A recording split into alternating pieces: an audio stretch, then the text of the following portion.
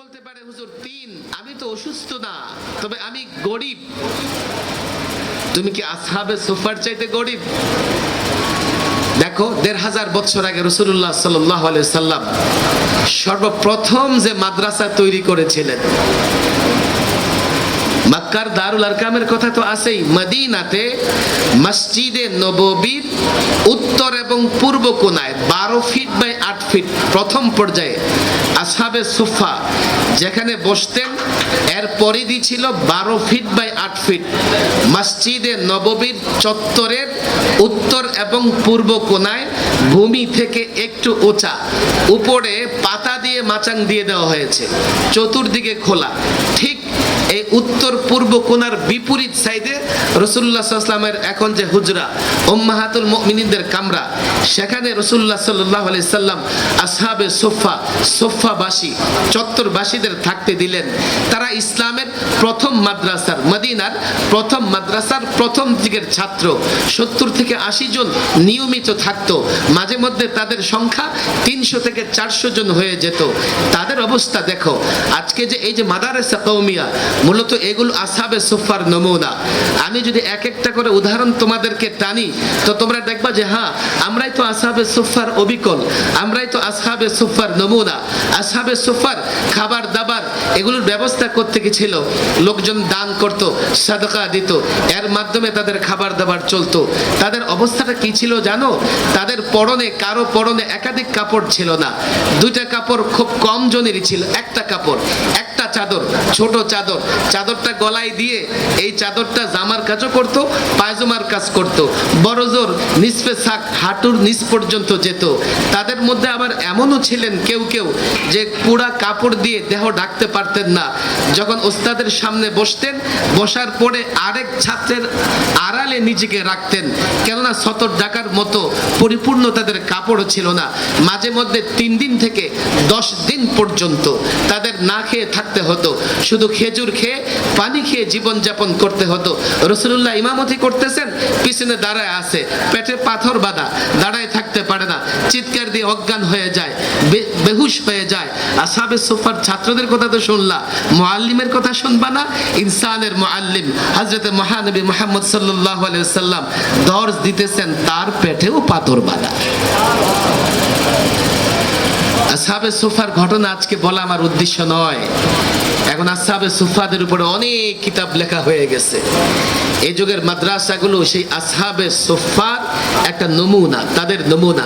শুধুমাত্র আসহাবে সুফা তারাই দ্বীনের জন্য ত্যাগ এবং কুরবানি করেছেন এমন না। তুমি দেখো না তাবিদের মধ্য থেকে একজন তাবিকে তোমরা নিতে পারো, আতা ইবনে আবি রবাহ।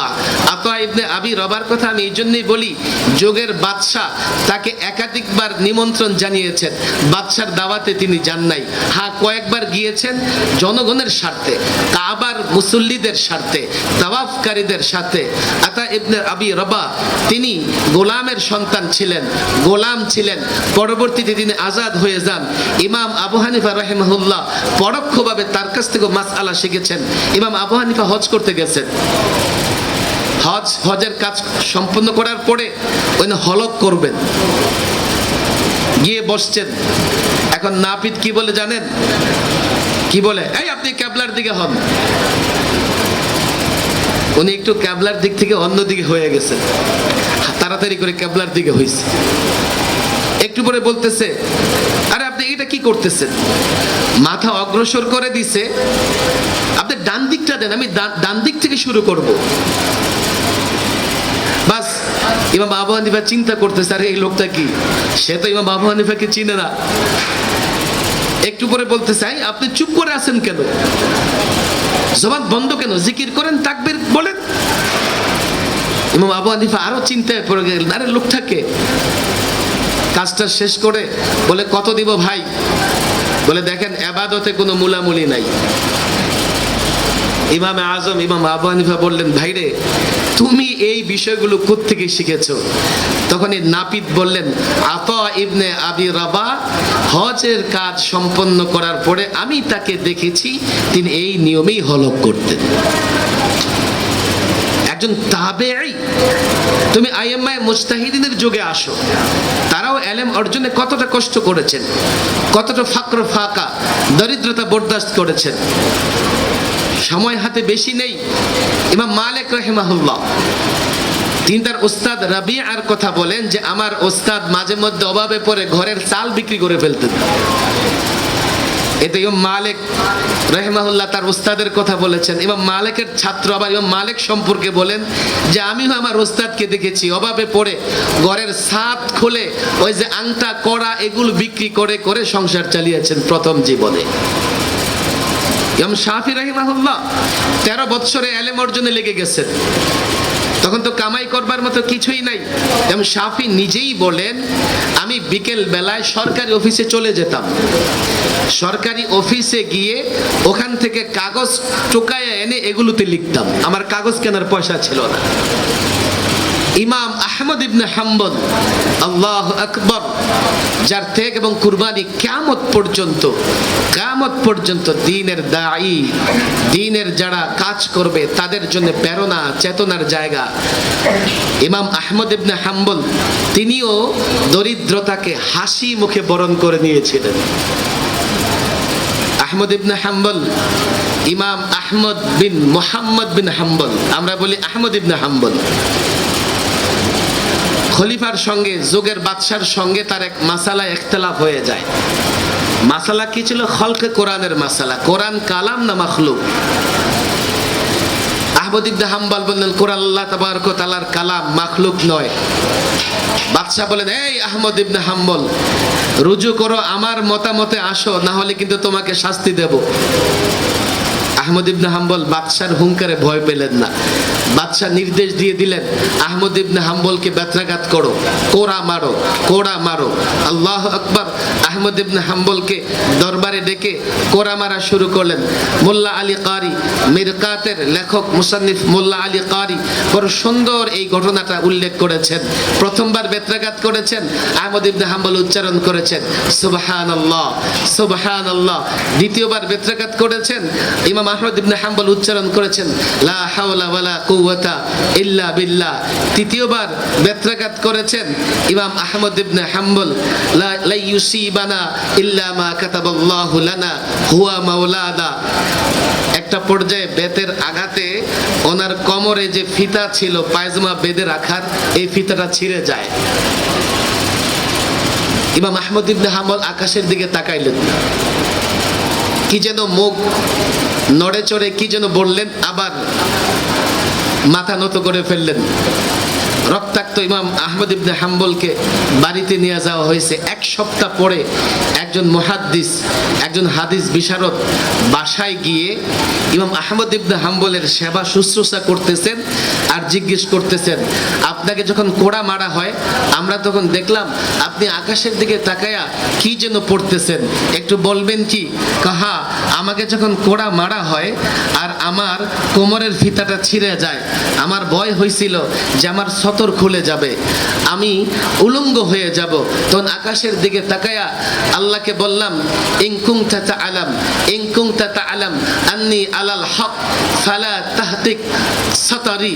যদি তুমি মনে করো যে আমি সত্যের উপর আছি, আল্লাহ আমার লজ্জাস্থানকে ওপেন করে দিও না, বের করে দিও না।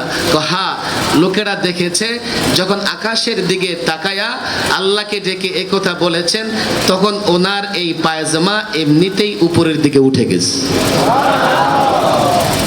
মোল্লা আলী কারি লেখা, আমার লেখা নয়।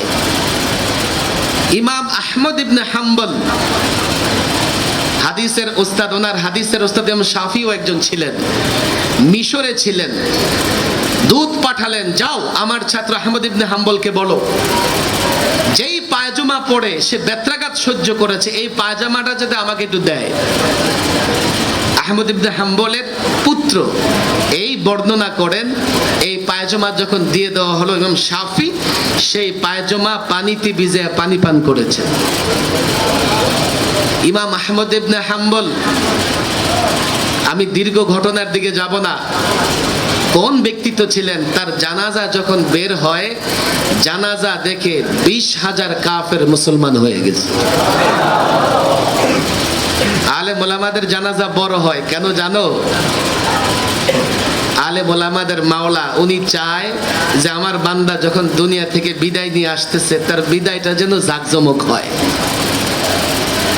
নাস্তিক মুরতাদের জানাজায় লোকজন হয় না, কেননা এটা আল্লাহ পছন্দ করেন না, জমিনবাসীও পছন্দ করেন না। যুগে যুগে দেখো আমাদের আকাবেরদের মধ্যে একজন মুহাদ্দিস এমনও ছিলেন, এত দরিদ্র ছিলেন, বিকেল বেলায় বাজারে যেতেন। আশেপাশে কাঁচা বাজার আছে না নাই? বিকেলে বাজারে গেলে দেখো কাঁচা বাজারের যেখানে মূলা বিক্রি হয়, সবজি বিক্রি হয়, তো কিছু সবজি বিক্রির সময় নিচে পড়ে যায়। উনি এতটা দরিদ্র ছিলেন, বাজার শেষ হয়ে যাওয়ার পরে ওই যে নিচে যা পড়ে যেত এগুলো টোকায় এনে সিদ্ধ করে তারপরে খেয়ে এলেম অর্জন করেছেন। আমি এই কথাগুলো এই জন্যই বলেছি, তুমি অসুস্থ, তোমার হতাশ হবার কোনো কারণ নাই। শোনো শোনো, তুমি অসুস্থ, হতাশ হবার কোনো কারণ নাই। তুমি দরিদ্র, হতাশ হবার কোনো কারণ নাই। তুমি মেধাহীন, হতাশ হবার কোনো কারণ নাই। আল্লাহর কসম, মেহনতে যদি লেগে থাকো অবশ্যই তুমি আলেম হবে ইনশাআল্লাহ। কয়টা প্রশ্নের উত্তর দিলাম? আলেম হওয়ার দরকার আছে না নাই? দুই, আমরা চেষ্টা করলে ইনশাআল্লাহ সবাই আলেম হতে পারবো তো ইনশাআল্লাহ? হতাশ হবার কোনো জায়গা আছে? তিন, এলেম কতটুকু অর্জন করব?